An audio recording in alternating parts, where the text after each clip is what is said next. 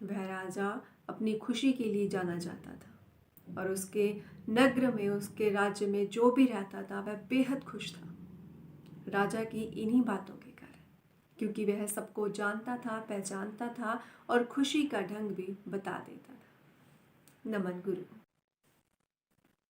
नमन। एक बार एक व्यक्ति ने कहा कि मैं ये पूरी दुनिया घूमना चाहता हूं। तब उसके पिता ने कहा कि ठीक है, तुम दुनिया घूम लेना, लेकिन मेरी एक बात का जवाब देते जाओ।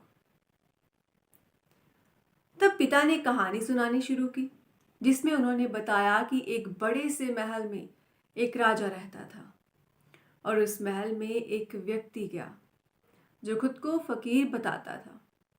राजा ने कहा कि मैं तुम्हें अपने महल में रख लूंगा, लेकिन उससे पहले मैं चाहता हूं कि तुम इस महल का एक चक्र लगा कर आओ, उसके बाद मुझे आकर मिलो। उस फकीर ने ऐसा ही किया। राजा देखना चाहता था कि वह फकीर कितनी सोच समझ बुद्धि वाला है और उसे अपने महल में रखना सही होगा या फिर नहीं। वो फकीर वापस आ गया। उसके बाद राजा ने कहा कि तुम एक और चक्र काटोगे इस महल का और तुम अपने साथ एक चम्मच में इस तेल को लेकर जाओ, लेकिन ध्यान रखना कि यह तेल गिरे मत।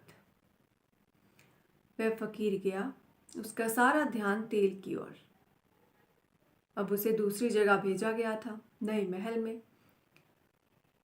पूरा चक्र लगाकर जब वह वापस आ गया, तब राजा ने कहा कि तुमने क्या देखा? तुमने मेरी वह कालीन देखी जो मैंने बड़ी दूर से मंगवाई? तुमने उन चित्रों को देखा जो कि हमारे यहाँ के सबसे अच्छे कलाकार ने बनाई? फकीर ने कहा, नहीं, मेरा ध्यान तो तेल ना गिरने में था, तेल को बचाने में था, इसीलिए मैं देख नहीं पाया। तब फकीर ने कहा कि ठीक है, तुम फिर से जाओ और देख कर आओ और साथ में वही तेल का चम्मच लेकर जाओ। इस बार जब फकीर गया तो उसने कालीन भी देखा, चित्र भी देखे, बाग बगीचे भी देखे और सब कुछ देखकर लौट आया। लेकिन वापस लौटकर उसने देखा कि अब तेल गिर चुका था। राजा ने कहा, यह क्या? तुम देखने के चक्कर में इस तेल को गिरा है?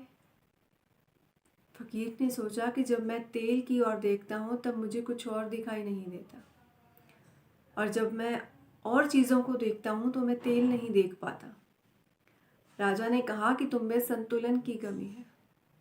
इन दोनों बातों के संतुलन बिठाने को ही तो जिंदगी का असली मार्ग कहते हैं।